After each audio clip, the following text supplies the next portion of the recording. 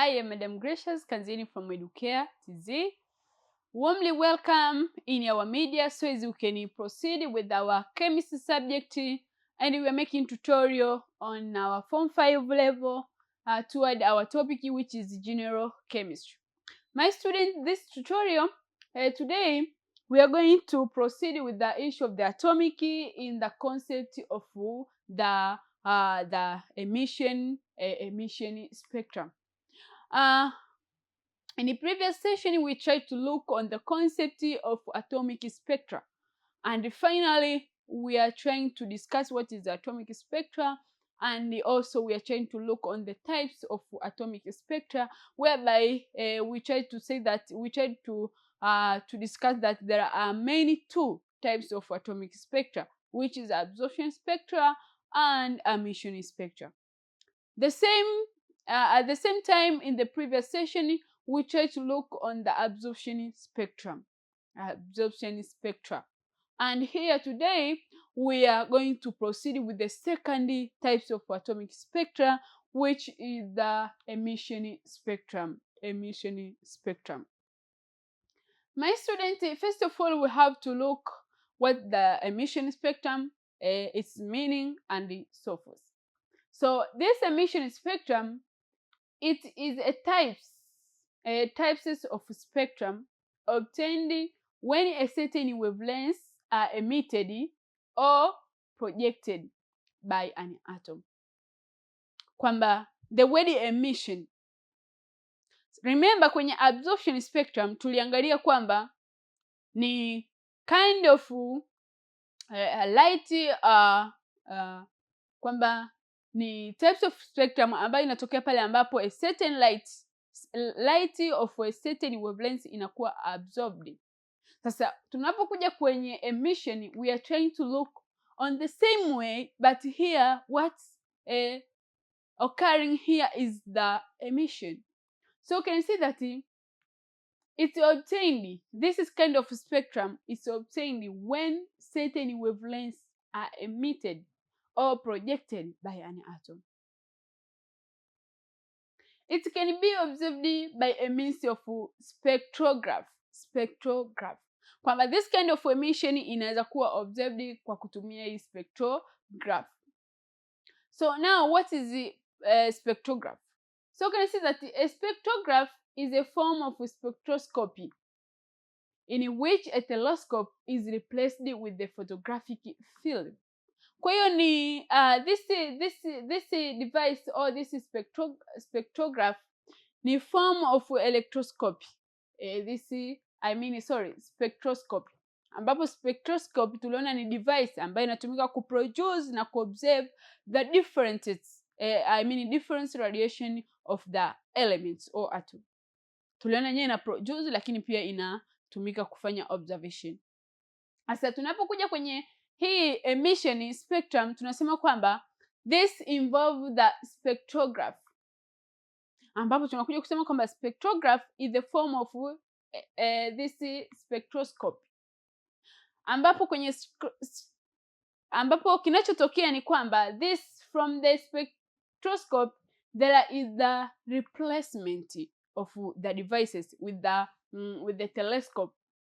I hope my student unajua telescope ni kitu gani, inatumika kuview the substance za namna gani, but here you can see that the telescope is replaced with the photographic film, and finally we are going to have this spectrograph. So by its nature, a spectroscope consists of the prism from dispersing light and a telescope for observing the spectra. Hasa tunapokuja kuangalia ile nature, ile main consideration of these devices, you can see that by its nature this spectroscope consist prism, ambapo prism mainly function is for dispersing, kutawanya. Yani ni kitu ambacho ukikiweka sehemu kinasaidia ile dispersing of the light. But also when we talk about the nature of that we call a spectroscope, ni kwamba it is useful, it have this kind of telescope for observing the spectra. Kumbuka hii spectrograph ni kwamba ni kind of ni form of we call it spectroscope, ambapo telescope inakuwa replaced with this photographic film, and finally ndio tunakuja kuwa na hichi kitu kinaitwa spectrograph. Lakini tunapokuja kwenye ile nature ya spectroscope, tunaona kwamba yenyewe ina prism, and the prism, its main function is to allow the dispersing of light.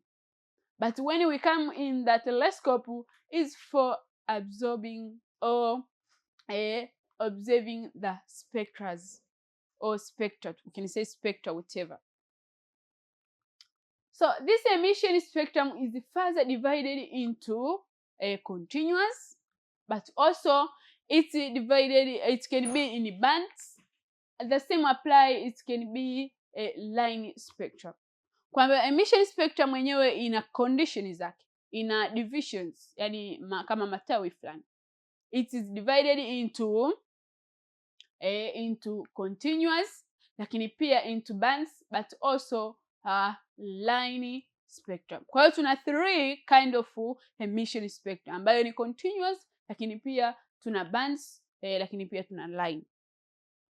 So we are going to start to see one after another, kwamba continuous spectrum ina maana gani, band spectrum ina maana gani, line spectrum ina maana gani. So here tutakuwa na continuous emission spectrum, tutakuwa na line emission spectrum, tutakuwa na band emission spectrum. Okay, let us see these divisions of the emission spectrum. So the first one is continuous spectrum. Continuous spectrum. As you see, the word is continuous. Uzuri ni kwamba his terminology, as long as tend to confuse you, but master the main concept. Kwa mfano toka tumeanza kwenye atomic spectra, utaona kwamba tumekuja kukutana na the division, absorption spectrum, emission spectrum. Kwenye absorption, the main issue or the main key term, there is absorption. Lakini kwenye emission, there is emission. That are the only key difference. So you have to note that. So tunapokuja kwenye hizi subdivisions or the further divisions of the emission spectrum, tutakuwa tuna target pale pale kwenye emission spectrum, but we are going to look in terms of the given terminology. For instance, continuous, what does it mean? The band, what does it mean? The line spectrum, what does it mean? So here in continuous spectrum, you can see that it is the arrangement of all possible radiation of all frequencies. Kama nilivyokuambia, the word continuous. So here simply, continuous emission spectrum, this is the arrangement of all possible radiations of the frequencies. Kwa hiyo all possible radiation of all frequencies is what we call the continuous emission spectrum. So the main consideration here is the arrangement of all possible radiations of all frequencies. Ndio tunakuja kupata concept or the key term of continuous spectrum.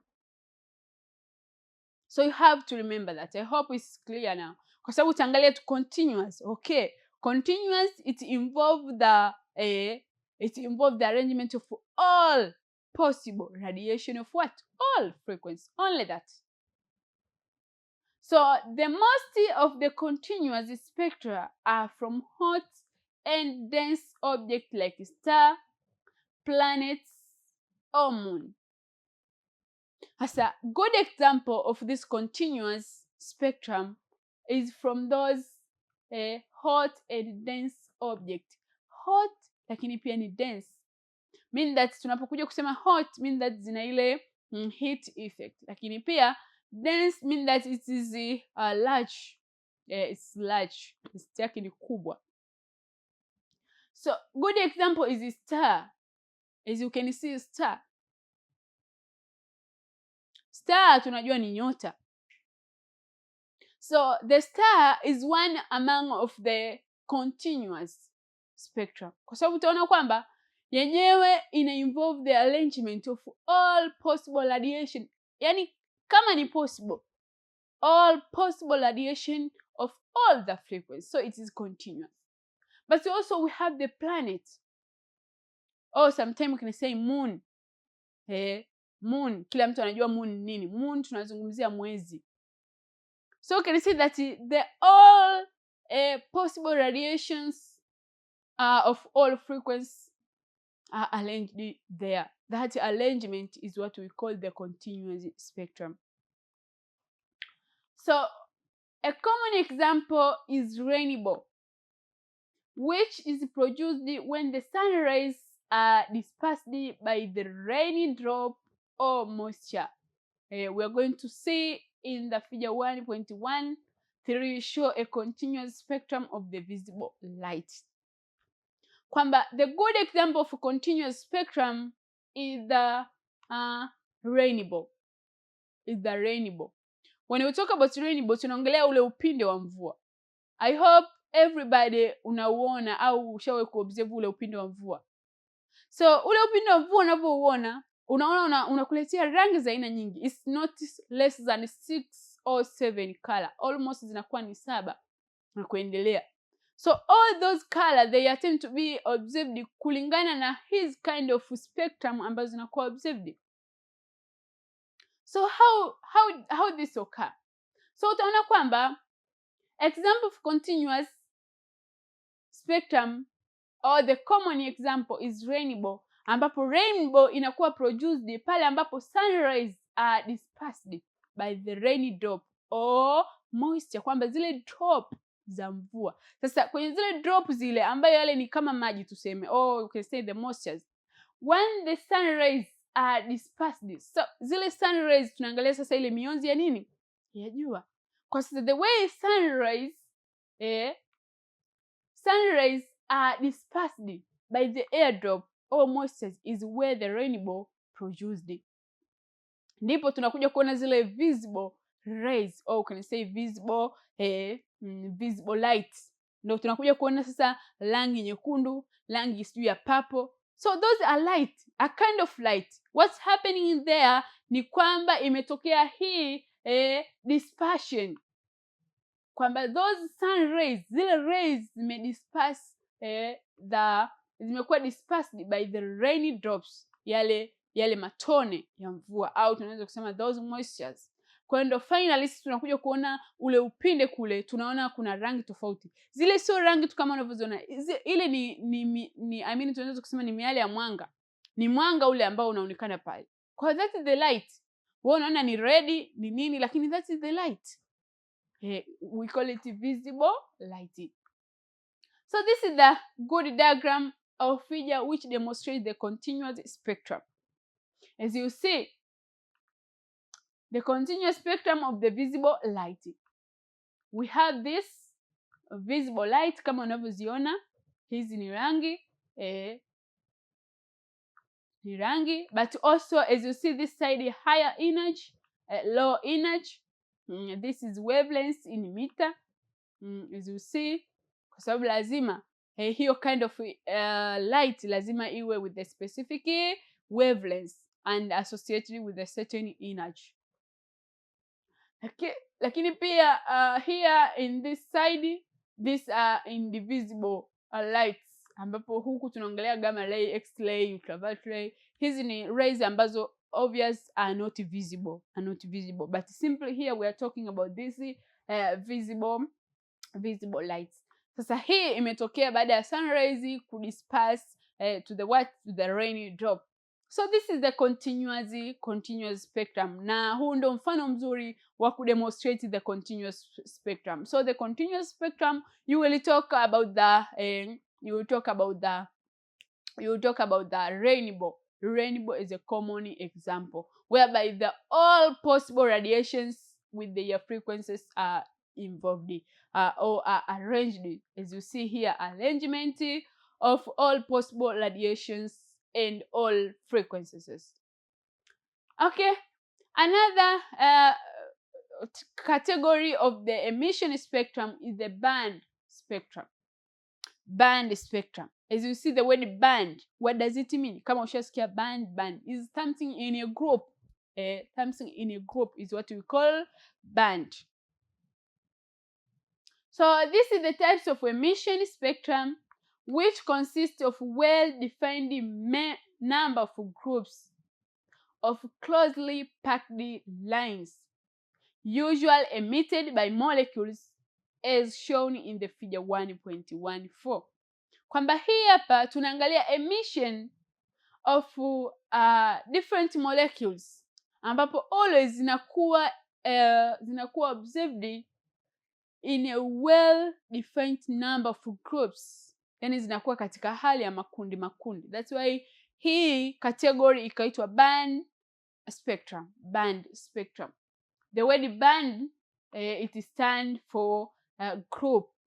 That's why hapa anasema kwamba this is types of emission spectrum which consists of well defined number of groups of closely packed lines.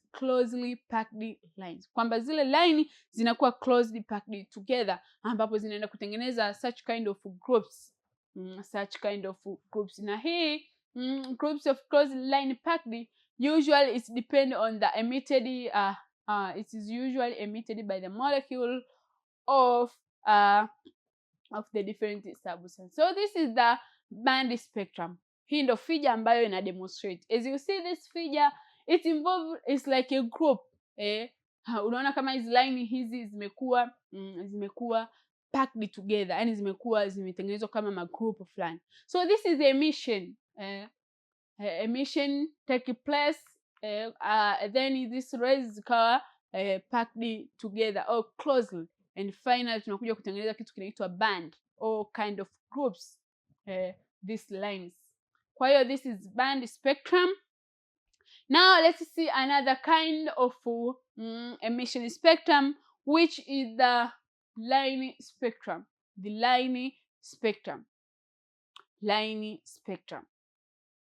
My student, as you see the word line, nimekuambia kwamba hizi terminology ili uweze kuzidifferentiate na kuzielewa haraka, master the key term.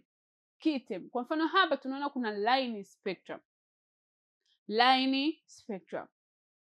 So this is the types of spectrum which consist of separate lines with very little or no grouping at all.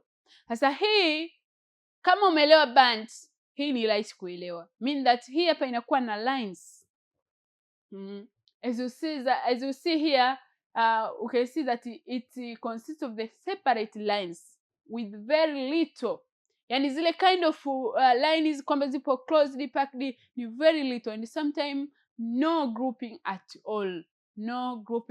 That's why hata ikapewa jina la line emission spectrum, kwa sababu ina involve the separate lines. Kwa hiyo ile emission of those rays or those radiation, those kind of lights zinakuwa katika lines, specific lines.